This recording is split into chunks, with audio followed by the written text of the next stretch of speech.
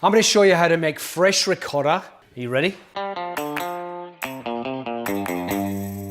I've got a pan, so I'm going to put in 2 litres of milk. And we want a low temperature, right? Because we don't want to scald the milk. No skimmed milk. You want the full fat milk. Now, stick a thermometer in your milk and just let it sit there.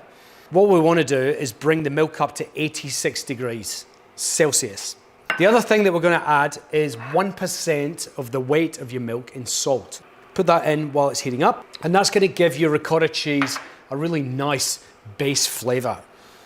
Keep an eye on our milk. There we are, 86 degrees. So, vinegar, straight in, all the way around, and you'll see straight away it starts to change colour, so we just want to give it a little mix around with a thermometer. And now we want to take the temperature up to 90 degrees. The one thing we don't want to do is boil this, you know? As soon as it hits 90, get it off. There we are. And we turn the heat off. And simply, all we have to do now is just let that sit for 20 minutes. So what I thought would be nice is to show you a couple of dishes with ricotta. I've got Alfie's cherry chomper. This is the best cherry pita I have ever used in my life. Have a look at this. It is brilliant. Put it in its little mouth, press the thing, and look, it comes out. How good. And the cherry's in the bottom. Stop it. And it's still got the stock on it, so it looks really nice. So we're just gonna get a few of these ready to go. Now, I've got some hazelnuts, just freshly roasted, and we're just gonna give them a crush. Now, the other thing that cherries love is basil. So just grab some basil leaves and just tear them up. So now we're gonna add a touch of salt, a splash of vinegar, and a touch of black pepper. And then we're just gonna give that a little mix up. All right, we'll leave that to the side. And then for the other one, a little pan on, medium heat, some extra virgin olive oil.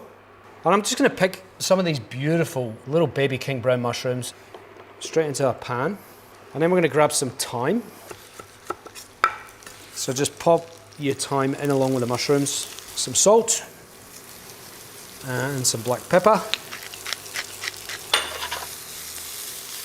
Now, spring peas, delicious. So I don't want to cook them heaps. So none of this pre-blanching or anything like that. And if you can imagine, we're just gonna half cook them, pretty much. Some lemon with mushrooms and thyme, and especially peas. I just put lemon juice all over my shirt. Look at that. Great job, Jock. All right, let's have a little taste. Yum. All right, looking good. Perfect. All right, so we're ready on that now as well. Ricotta. It's had 20 minutes to cool down. So now we want to scoop all of the curds. You just got to be really, really delicate. See that? How it just completely separates out? How cool does that look?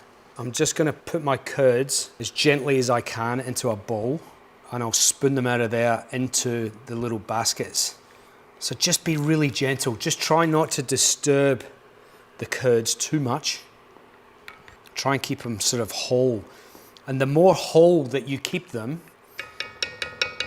the softer and more tender and the more moisture is kept in the cheese. All right, I've pretty much got most of it out.